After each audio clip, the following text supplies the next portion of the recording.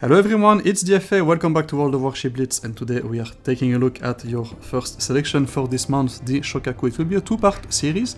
The first one will be about the Shokaku itself, its statistics and gameplay, highlighting what it does very well and does not do very well, and the second part will be about picking your targets. Let's get started with the first one. Let's have a look at the stats. Okay, so the Shokaku is a really good ship. It's not very good at surviving, it doesn't have a lot of hit points, the resistances are not very good, and the concealment is a straight downgrade from the Hiryu. So that's something that you might want to fix, but it does compensate for that with an excellent maneuverability, a top speed of 33 knots. That concretely means that you can outrun any single battleship at tier 8 and even 9, and you can also outrun half of the cruisers you will be facing. So my tip, if you are engaging a Shokaku, make sure that you are within around 10 kilometers, because otherwise it's simply going to run away and you won't be able to catch him. You will see that in the gameplay. The the guns are okay, you can defend yourself, but don't expect to take down a destroyer with them.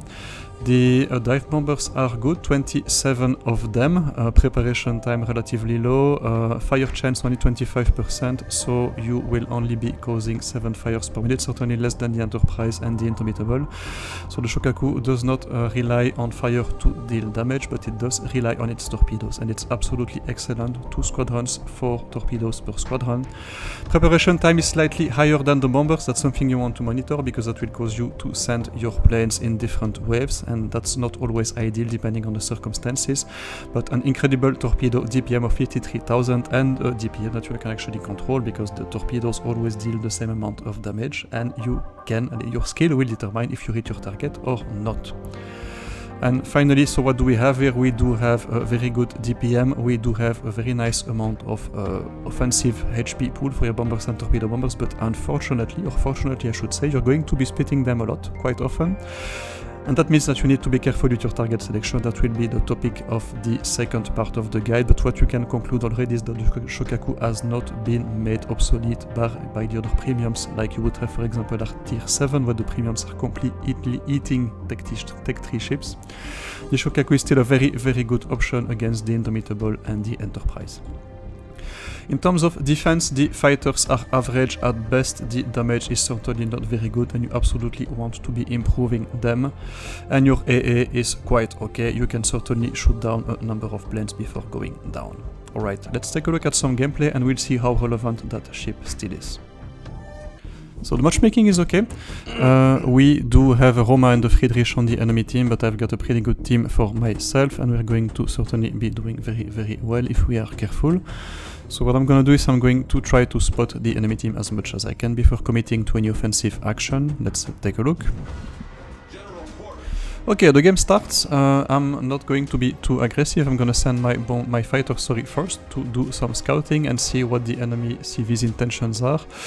And in terms of positioning, I'm not going to be very, very aggressive. I'm going to stay, I would say, behind an island around B. So again, that's not a CV that you can actually take to the front line. It's very, very weak, and the concealment is not going to help you. So you want to remain not too far, but still at a healthy distance from the action, because the CV is certainly not able to take a massive amount of punishment. So the enemy CV has brought its bombers and torpedo bombers back. Okay, why not? It's my time to attack, and let's see what we can do to that Izumo. And actually I noticed at that time that we have bots on the enemy team, so I certainly did a very, very good job analyzing the enemy team composition during the matchmaking. And sure enough, I did not spot a DD yet, so let's see what we have around there. My bombers, there you go, that's it. And I also completely failed to notice that we had a bot DD on the enemy team, so I'm going, well, my plans are there, so I'm going to attack him as I would attack any normal target. After all, they're the same amount of points than the other ones. And let's see if we can hit both targets. Yes, sure enough, I'm going to get a couple of torpedo hits there. Yeah, 4 or 5, that's very, very good. Completely you see me checking, we indeed have bots on the enemy team, and there is a DD that I should be able to spot. It's probably going to C, yeah, there it is, okay, voila. I'm reassured, it's right in front of one of my cruisers, and it's actually exiting C, so I don't need to take action against him immediately, and I'm on the other side of the map anyway, so I'm not going to be very, very efficient. But at this stage, I'm still hesitating. I don't know what to do, because we do have a couple of battleships at B, one bot, yeah, the Izumo, so it's probably going to go down. I think the Friedrich is the biggest threat at the moment. I don't see us winning C. So my cruiser is already in a position to retreat, so for the moment I'm still unsure. I'm hesitating between targets. And what I'm going to notice is that the enemy CV is way too aggressive. He's been playing too much with his planes, he's forgot that he's moving forward, and I'm going to punish him immediately. And that's certainly one of the qualities of the Shokaku. It's really an excellent ship for that, is you do not depend as much on fire and flooding as you would, for example, with an Enterprise or an Indomitable to deal damage. Look at how much damage the torpedoes are going to get. Paf, immediately 8 hits, and that's immediately full damage, 1800. That is certainly very good. And what I'm going to do is I'm going to tell my teammates to attack that ship, because if we can take down the enemy CV, we will have a much easier game. And that's what happens when you spend too much time monitoring your planes or playing with them, sending your bombers back and forth, etc. You lose a little bit of control over yourself, and here he's been way too aggressive. He's trying to pull back, but I'm immediately telling my team, my cruiser is focusing him, my battleship is focusing him, and I'm going to finish him as well. We want to get him out of the game as quickly as possible. That's going to give us a major advantage. And yeah, there you go, Shokaku doing an excellent job. I'm starting to hesitate, should I go for the DD or for the CV, but no, I'm going to, yeah, there you go, sure enough, very good. I'm still going for the DD then. Let's see what we can do to him. I've lost my fighters in the process, but that's alright, it allowed my bombers to make it to their target. And let's see what we can do to that DD. Because that's certainly, I would say, the main strength of the Shokaku. It can attack any single target. There you go, sure enough, couple of torpedoes there, bam, excellent. And yeah, the ship is really excellent for that. It's really made, it can be equally efficient against any kind of targets. And yeah, okay, well, let's just cancel this one and go back, shall we? Okay, let's try that again, and sure enough, are we going to be able to do anything? No, I'm way too close here, so I'm going to get a couple of hits, but not as many as what I would expect, only 2 hits this time. So yeah, when you're attacking destroyers, always try to keep a little bit of distance, because if they're turning towards you, all your torpedoes are going to miss, and that is what happened actually right there. So the ship is very good at handling any kind of targets you throw at him. It does not rely on fire and flooding to deal damage. It's certainly a nice bonus, but it's not, I would say, a mandatory source of damage like you would have, for example, on the Indomitable and the Enterprise. Yeah, I should not be worrying about that destroyer because it's right in front of my cruiser, but the other quality of the ship is its ability to run away, and here you see me turning away from that Roma. I'm soon going to be hidden. He will not be able to shoot at me because I've improved my concealment. And he's also not able to catch me.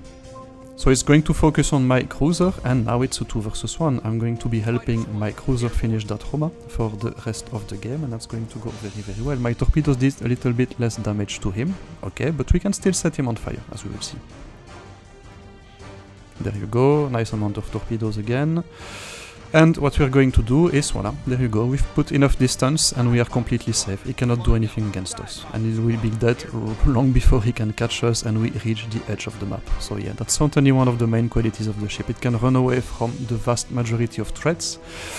The only ships that will be able to catch him are destroyers, but you've seen that the Shokaku is very good at dealing with destroyers, simply because it has those 2 torpedo squadrons with 4 torpedoes each. So there you go, 3 fires on the Roma. That is absolutely excellent, and the ship is going down immediately.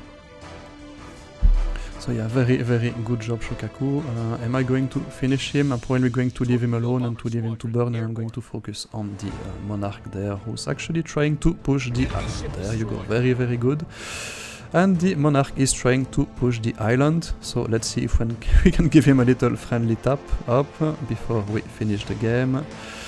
Let's see what happens. There you go, torpedoes right on target, and bam, 4 of them again, and paf, that's it. Very nice. Excellent game with the Shokaku. Very nice team effort. And our Benson gets the MVP. He's been doing an excellent job at B, helping our battleship clear the targets there.